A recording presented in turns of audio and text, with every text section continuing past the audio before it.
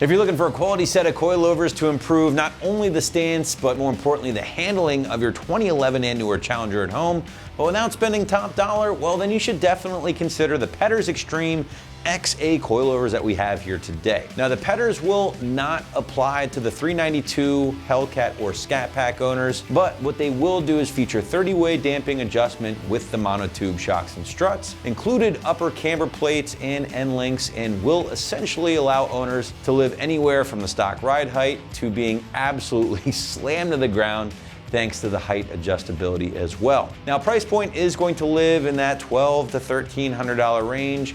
And installation, we'll get a soft 3 out of 3 wrenches on the difficulty meter according to the site. Take at least 5 hours or so to knock out from start to finish, as we'll show you later in the video. So Petters is one of those names that might not be as recognizable as some of the other heavy hitters in the suspension category, but their history certainly speaks for itself. They've actually been around since the 1950s, primarily down under in Australia, providing killer suspension components for all kinds of cars before making the trek to the States here in 2006, where they've really been exploding ever since. Well, let's start with the dampers themselves, and at their core you're going to find what is called a monotube damper with a single floating piston and a nitrogen charge. Now, those dampers again are 30-way adjustable here, which is going to be controlled through this little knob up top, and this is basically going to allow you to customize the ride quality along with the handling based on your driving type and your ride preference. But sticking with adjustability, these are a fully adjustable coilover in regards to your ride height as well. And while Petters doesn't disclose the exact amount of drop possible, it has been my experience that most coilovers will allow you to slam the car to the ground to the point of pretty much being undrivable, if that's what you're into, of course, or you can choose to keep things a bit more modest and maybe go for a small drop over stock, which is entirely possible as well. Now, that is made possible thanks to this adjustable perch and collar setup here, which, as you can see, offers a pretty wide range of adjustment, which in turn will give you a wide range of adjustment for your ride height. Now, the springs do feature a really tough alloy steel motorsports coil here that has been developed using Petter Motorsports' background in racing, and they do feature spring rates of 10,000 pounds for the front and 12K springs for the rears, which is a bit firmer than some of the other coilovers in the category, and that will certainly translate to a little bit more firmer of a ride. Now, the front coilovers do feature strut mount plates here. They are included, and those guys are loaded with an upper spherical bearing that will allow for smooth articulation without any binding or excess noise, and will also help contribute to improved steering feel over stock. Now, lastly, guys, Petters does toss in some brand new end links along with your spanner wrenches, which will be used to adjust the ride height on your coilovers. But one of the nice things about going with a coilover such as the Petters is that you don't have to mess with any spring compressors or anything like that. You're just simply going to yank out your stock assemblies and then bolt these guys into place. There's no modification, there's no need for any crazy tools. However, you should definitely get in alignment after everything's been buttoned up and you've adjusted your ride height to where you want it, because otherwise you will start chewing through some tires at an accelerated rate. Now, Petters does back their XA coilovers here with a solid 2-year warranty if you should run into any issues. But now we want to segue into the install and just show you what it takes to get these coilovers installed on your ride at home. And while I just mentioned the fact that you don't have to mess with any spring compressors or anything like that, and while that is true, installing a coilover such as this does take a good bit of work here and a good bit of mechanical know-how. But to give you a better idea of just how things will go down in the driveway or garage at home, feel free to check out our detailed walkthrough and tool breakdown now. Tools used for this installation: 1/2-inch impact gun, 3/8 electric impact gun, 6-inch 3/8 extension, 1/2-inch swivel, 3/8 swivel, 18mm flex socket, 13, 16mm 3/8 sockets, 15, 18, and 21mm sockets, 1/2-inch drive extension, 20 to 22mm combination wrench, 18mm wrench, and a hammer. Hey guys, I'm going to show you how to install our coilover kit on our 2013 Challenger. It's not a bad install. I'm going to take you through all the steps. Let's get started. First thing we're going to do is remove our ball joint or loosen it up. I'm going to take my 18mm on my 3/8 electric impact gun, put it on here. I'm going to hold down.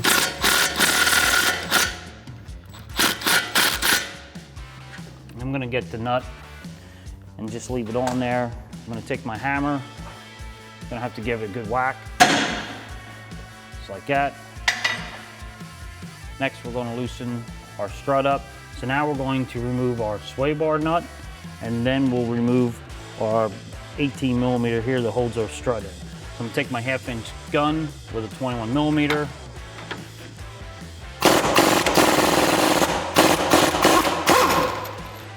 Remove this nut. I'll switch it over to our 18 millimeter.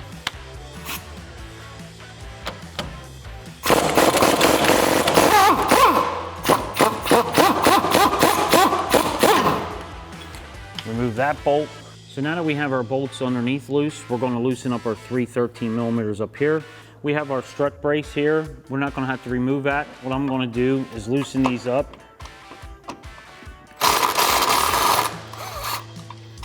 I'm going to take 2 of them off, and the one I'm going to loosen but not take all the way off.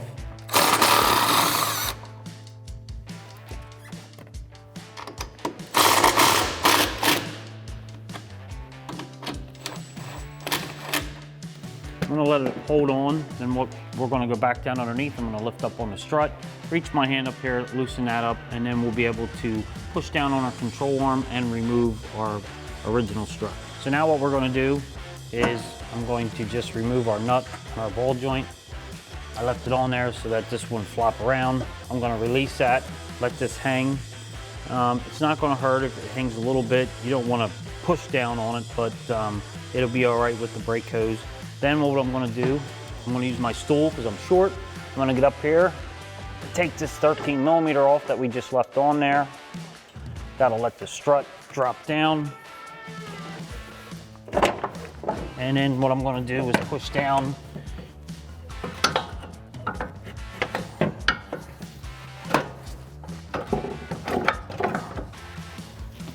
And move it around a little bit to get it out.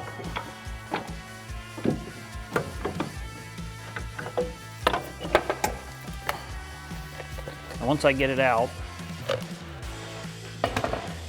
and it takes a little bit to work it out just with the nut, I'm gonna put my nut back on this, just a thread or two, just so this doesn't hang on the brake hose. It's always a good thing to do that. Now that we got our strut out, you're gonna wanna repeat this same procedure on the other side. So now we're gonna remove our rear shock and coil spring for our new coilovers.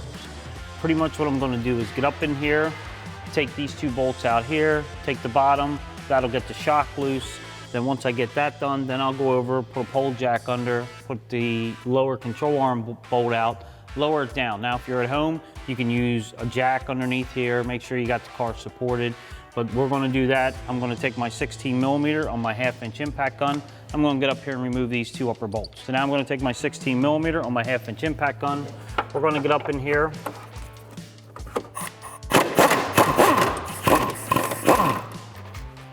Remove the 2 upper shock bolts.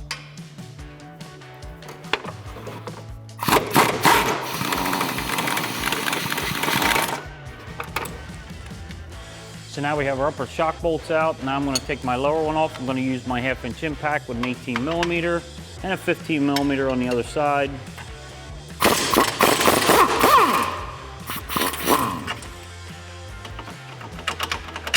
I'm going to remove that bolt. Now we'll get a pole jack, put it underneath, and support the lower control arm. So now I'm underneath the vehicle. We're going to put a pole jack in this pocket right here. Now if you're at home, you can use floor jack, put it in this pocket to support it. And we're going to put tension on the coil spring and lift up on it a little bit. That way when we get ready to take this bolt out, we already know we have it compressed a little bit. So I'm going to take it, compress it. You can do the same with a floor jack and get some tension on it. Now that we got our coil spring compressed with our pole jack, there's a 13 millimeter bolt here holding this hanger and a 13 millimeter bolt here holding that hanger. I'm going to take my 3/8 electric impact gun with 13 millimeter and remove both these bolts to let this exhaust hang down.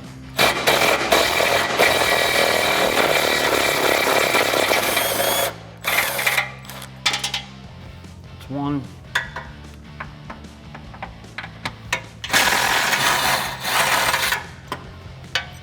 And that's 2. Now that'll get it out of the way so we can get to the control arm bolt. So now I'm going to take my 15mm and my 18mm wrench, and I'm going to remove this control arm bolt.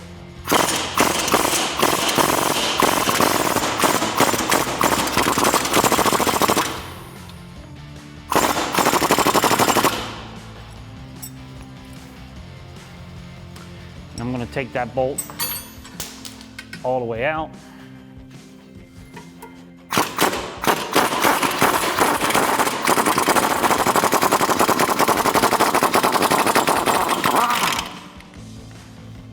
So now that we have our bolt out, I'm going to lower this down with our pole jack.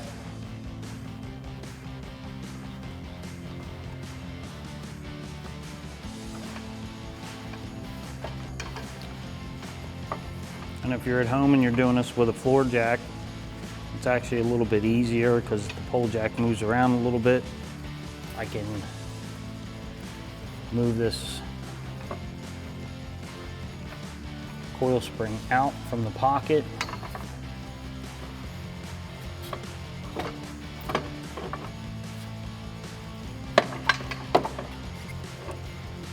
Now that we have our coil spring out, I'm going to lower it down a little bit more and get the shock out. And it has to clear up top, which is a little bit. Once you get it out of that, you can pull your shock right out. And that is our removal of the rear coil spring and shock. You're going to want to repeat this same procedure on the other side, and just be careful if you're using a jack so it doesn't slip out. It can be pretty dangerous with this stuff. So now we got everything disassembled. I brought the new kit out here on the table. I want to go over and show you how to set your ride height, set the dampening of the strut, set the dampening of the shock, set your ride height in the rear. So we'll go over everything. I'm going to start with the strut in the front. Let's get started. So now on to our strut assembly here. What we're going to do is to set the ride height on this, we're not going to touch the coil spring and touch any of this. We're going to touch the lower part where we can loosen this up right here. We'll loosen this up and get this pretty loose. The kit gives you some spanner wrenches, and then pretty much all you're going to do is turn this where you need it to set. Now, to set your ride height, you're going to want to try to get an eyeball and set it in there, and then lower the car down, see where it ends up.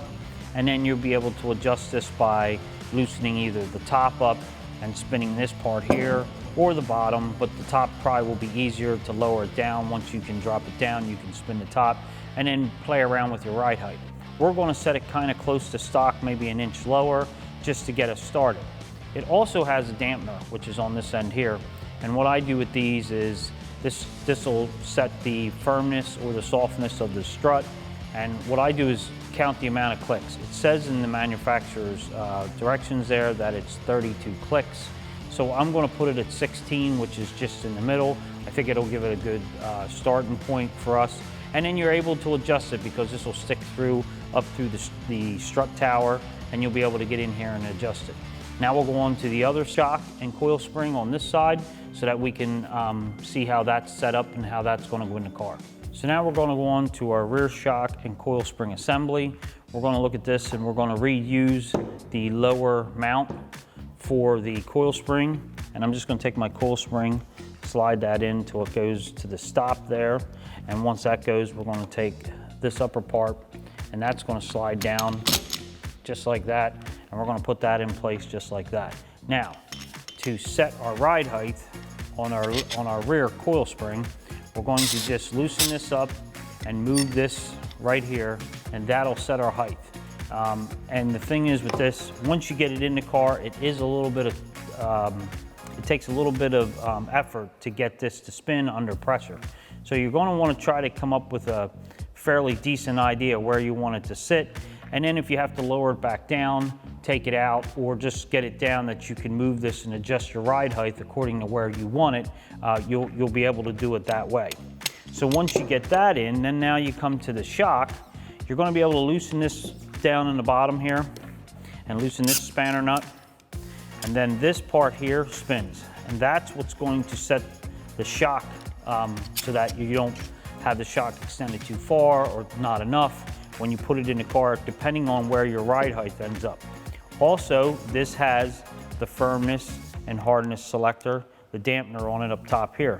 Same deal as the strut. I'm going to end up setting it in the middle to give us that ride where it's kind of just in the middle, and I think that's a good starting place. The kit also comes with a spanner wrench, and it comes with this. Now this is to go through the top for the rear shock. It has an Allen nut on it. You can tighten this up onto this. That way, if you ever want to change it, it'll be inside the trunk. You can turn it, it actually is marked and says dampening, softer, harder, and that's a pretty good idea to put that on before you put it in. That way you can have the adjustability, not like the front where you can get to it pretty easy. This whole thing, once you get it all in place, just like the front, it's going to be a little tough once you get it with pressure on it to move this. So you want to try to get your rough idea where everything's going to be before you put it in place, because once it's in place, you're going to have to remove it again if you want to adjust your ride height. So now that we have our front strut assembly installed, we're going to start with installing our rear shock back in place. I'm going to take it, put it back in, drop it down, and I'm going to take my two 16mm that we took out on our removal, reuse them. I'm going to get them started. I'm going to take my 3/8 gun with a 16mm and a swivel, get up in here, run these back up into place,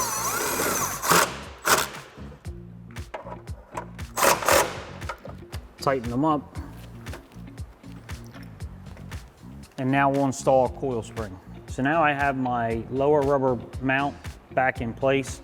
I'm going to take my coil spring, take the flat part, put our coupler on top, and then I'm going to take the spring, sit it in place, and I'm going to end up taking the spring and turning it until the spring sits down into the pocket, and it'll end up going up to the stop. And once you get it till it hits that stop, I can take the coil spring then, start lifting up on my pole jack. Now if you're at home, you're using a floor jack, you can do the same thing. Get it so it sits up inside there.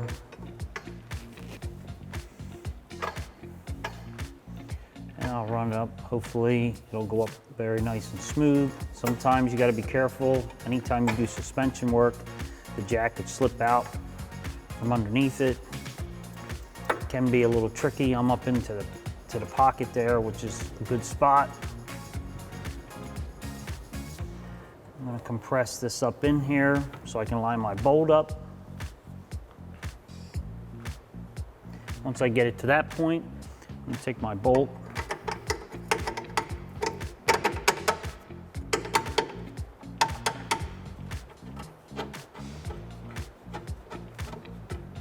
so now I'm going to take my 15mm on my gun. I'm going to run it in. Take my 18mm wrench.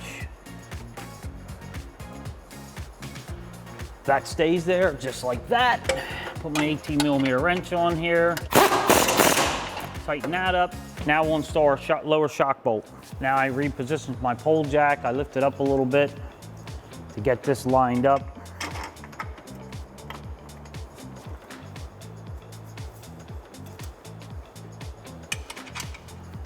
Got it started, got the nut on the other side.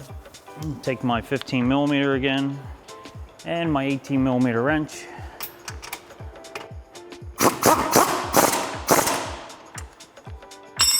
Tighten that up, lower it back down. So anytime you do suspension work, you're gonna wanna make sure that you torque everything to manufacturer's specs. So now we're gonna finish this up by reinstalling our exhaust with our two 13mm. I'm gonna lift it up.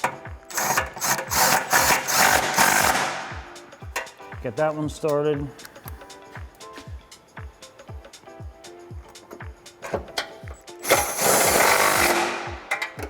And now that we have those two done, you're gonna wanna repeat the same procedure on the other side. Okay, now that we got our bench work done, I'm gonna come back over here to start installing our front strut. I'm going to start by removing the nut that I just put a couple threads on here just to hold this in. I'm gonna let this lay out of the way here. I'm gonna take my strut assembly, fish it up through here.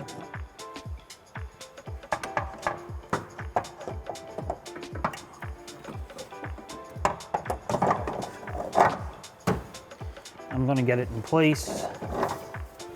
I'm gonna take my 13 millimeter, just start it to hold it. Once I get that done, I'm gonna line up the strut and put the nut back on here to hold our spindle. We'll get that started. Now we'll go on to installing our lower strut bolt. Now I'm just gonna run this in.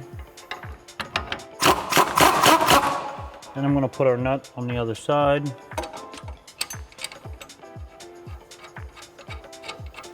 I'm gonna take my 22 millimeter and my 18 millimeter. Tighten that up. Now we're gonna install a sway bar link. Ours lines up pretty good. Sometimes you have to use a jack to get it where you want it. If you're doing it on the ground, I'm gonna install this nut, tighten it with my 22 millimeter. Now that that's tight, we'll tighten our ball joint and then go up and tighten our 3 13 millimeters. So now that we got our lower strut bolt in, our sway bar link on, I'm gonna tighten our upper ball joint. Now on our workbench, we set this to a height. When you get your wheels on and get your car where you want it to sit, you're probably gonna have to make a couple adjustments here. You can either lower everything back down, spin the bottom of the strut base here. That'll give you your height adjustment. I think ours is pretty good for what we're doing just for demonstration purposes. So now I'm gonna take my 18 millimeter on my 3/8 gun and tighten the ball joint. Once we got that tight, we're gonna go up and tighten our 3 13 millimeters up top. So now we're gonna put our 3 13 millimeter nuts on. I already have one on, that's what was holding the strut in. I'm gonna finish by putting the other two on. I'm gonna tighten these up.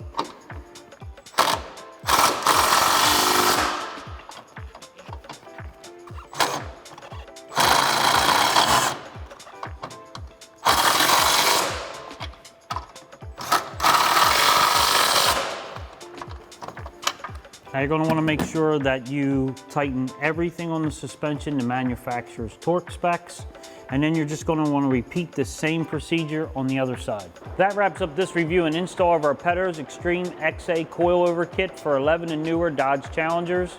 Thanks for watching, and for all things Challenger, keep it right here at AmericanMuscle.com.